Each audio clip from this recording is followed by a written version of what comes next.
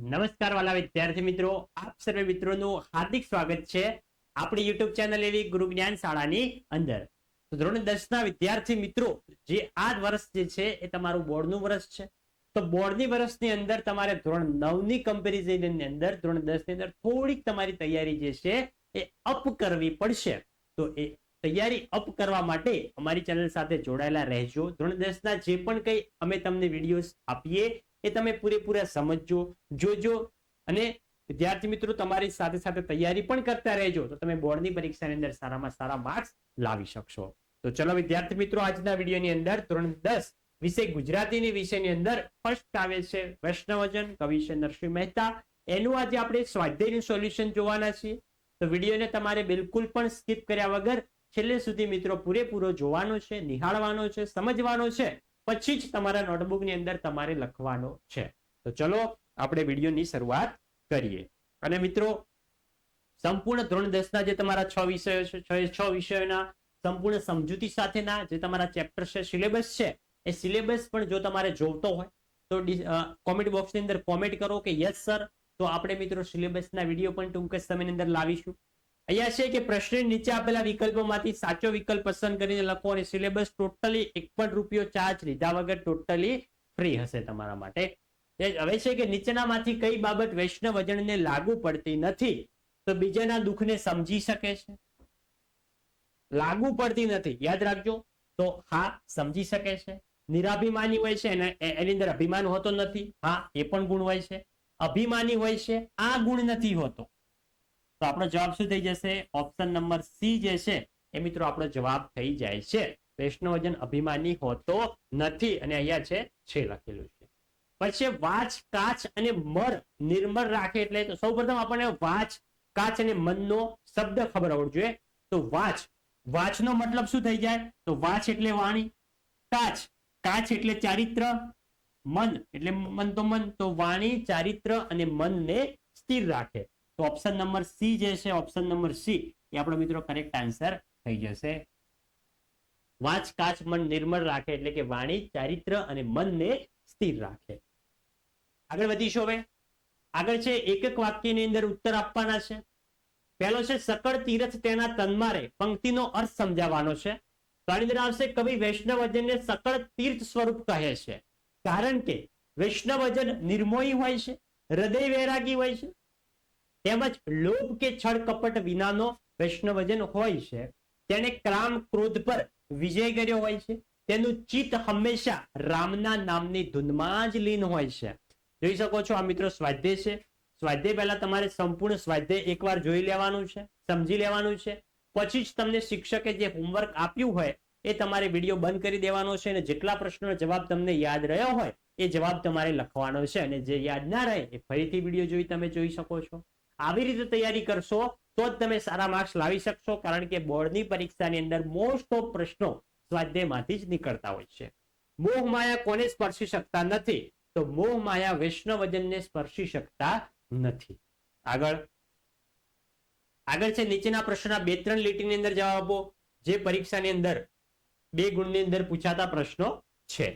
તો કોના દર્શન કરવાથી 71 પેઢી તરી જાય છે? 2 ગુણનો પ્રશ્ન હોય તો આપણે એમ ના લખી શકીએ કે વૈષ્ણવજનના દર્શન કરવાથી 71 પેઢી તરી જાય છે. તો એ મિત્રો ખાલી એક જ ગુણ મળે. તો બે ગુણ લેવા હોય તો જેના અંતરમાં દ્રઢ વૈરાગ્ય હોય, જેનામાં લોભ કે છળ કપટ ના હોય, જેમને કામ ક્રોધ પર વિજય પ્રાપ્ત કર્યો હોય, જે વૈષ્ણવજન મોહ માયાથી પર હોય એટલે કે મોહ માયા એને બિલકુલ મોહ માયાથી કઈ લેવા દેવા જ ના હોય, જેનું ચિત્ત હંમેશા રામના નામની જ ધૂનમાં લીન હોય, એવા તીર્થ સ્વરૂપ વ્યક્તિના એટલે કે ભગવાનના માણસના એટલે કે વૈષ્ણવજનના દર્શન કરવાથી આપણી 71 પેઢી તરી જતી હોય છે. આગળ છે કે પર સ્ત્રી જેને માત્રે પંક્તિનો શબ્દ સમજાવવાનો છે. તો પર સ્ત્રી એટલે કે બીજાની સ્ત્રી એટલે કે પંક્તિમાં વૈષ્ણવજનની નિર્મળ દ્રષ્ટિ વ્યક્ત કરી છે એને એટલે કે એની સારી દ્રષ્ટિ વ્યક્ત કરવામાં આવી છે. તે સૌની તરફ સંભાવ અને સમદ્રષ્ટિ રાખે છે. તે પર સ્ત્રી તરફ કુદ્રષ્ટિ એટલે કે બીજી સ્ત્રી તરફ ખરાબ નજર રાખતો નથી. તે બીજી સ્ત્રીને પોતાની જ માતા ગણે છે. આગળ જઈશું. હવે આપણે આગળ છે નીચેના પ્રશ્ન 7-8 લીટીના જવાબ આપો જે તમને પરીક્ષાની અંદર 4 માર્ક્સની અંદર પૂછાતા પ્રશ્નો છે આ. અને મિત્રો પ્રથમ પરીક્ષાની અંદર અથવા દ્વિતીય પરીક્ષાની અંદર 100% આ જે પ્રશ્નો આવશે વૈષ્ણવજનનો એમાંથી કોઈ પણ એક પ્રશ્ન તો હશે જ. નરસિંહ મહેતા વૈષ્ણવજનના કયા કયા લક્ષણો જણાવે છે તમારા શબ્દમાં લખો. તો આ કાવ્યમાં જેટલા પણ લક્ષણો આપેલા છે એ આપણે અહીંયા વર્ણવવાના. તો વૈષ્ણવજનનો એક સામાન્ય અર્થ છે વિષ્ણુ ભગવાનનો નિત્ય ઉપાસના કરનાર વિષ્ણુ ભક્ત અથવા તો વિષ્ણુનો માણસ. નરસિંહ મહેતાએ આ સામાન્ય સમજ ઉપરાંત વૈષ્ણવજનના અન્ય વિશેષ લક્ષણો દર્શાવીને વૈષ્ણવજન શબ્દના અર્થને વિશાળ જીવન સંદર્ભો સાથે પદ દ્વારા નવો અર્થ આપ્યો છે.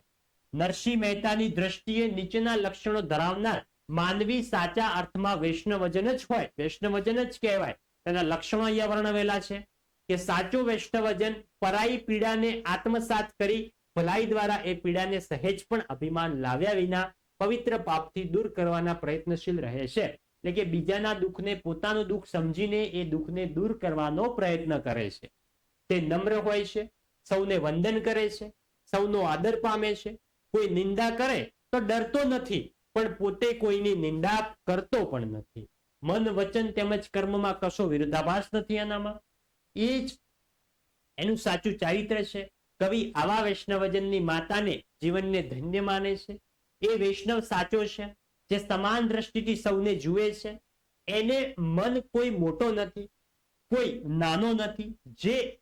જે ઈચ્છા કે કામના સૌને દુખી કરે છે એનો તેણે ત્યાગ કર્યો છે. પર સ્ત્રીને તે માતાની દ્રષ્ટિએ જુએ છે, સાચું બોલે છે, સાચું જીવે છે, સાચાને સાથ આપે છે, મહેનતનું કહે છે. બીજાની મહેનતનું પારખું ધન એને માટે ત્યાજ્ય છે. એને હાથ અડાડતો પણ નથી, એને બહુ માયા સ્પર્શવાના નથી, સ્પર્શી શકતા નથી. એથી એ પર છે. એનું જીવન ઝલક મલવત હોય છે. અંતરમાં દ્રઢ વૈરાગ્ય હોય છે. ચિત્ત રામના નામની ધૂનમાં જ લીન છે. નિર્લોભી છે, નિષ્કપટી છે, નિર્મળ હોય છે અને કામ ક્રોધ પર એને વિજય મેળવેલો હોય છે. એટલે કે કામ ક્રોધ પર એને કાબુ મેળવેલો હોય છે. આગળ જોઈએ, કાવ્ય પંક્તિ સમજાવવાની છે. વૈષ્ણવજન તો તેને રે કહીએ જે પીર પડાઈ જાણે રે, પર દુખી ઉપકાર કરે તોય મન અભિમાન ના આણે રે.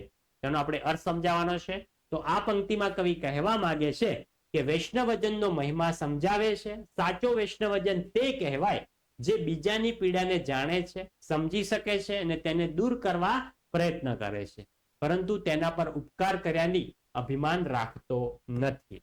તો વિદ્યાર્થી મિત્રો, આ હતું આપણું ધોરણ 10 વિષય ગુજરાતીનું કાવ્ય નંબર 1 જે છે વૈષ્ણવજન, એનું સ્વાધ્યાયનું સોલ્યુશન. વિદ્યાર્થી મિત્રો, વિડીયો સારો લાગ્યો હોય અને અમારા ચેનલ થકી તમે પાઠ અને કાવ્યની સમજૂતીના વિડીયો, સ્વાધ્યાય સોલ્યુશન, એકમ કસોટી, મોસ્ટ આઈએમપી પ્રશ્નો, પછી પેપર સોલ્યુશન બધું જ અને બોર્ડની પરીક્ષાની ખાસ તૈયારી પણ તમને અમારી ચેનલ ઉપર જોવા મળી રહેવાની છે. તો અમારી ચેનલ તમને ખૂબ જ ફાયદા સ્વરૂપ રહેવાની છે. તો ચેનલને હજી સુધી સબસ્ક્રાઇબ નથી કરી મિત્રો, તો અચૂકથી સબસ્ક્રાઇબ કરીને જજો અને તમારા બીજા મિત્રો સુધી પણ શેર કરજો, જેથી કરીને તેમને પણ લાભ થાય. મળીશું આવનાર નેક્સ્ટ ઉપયોગી વિડીયો સાથે. ત્યાં સુધી આવજો. જય હિન્દ, જય ભારત.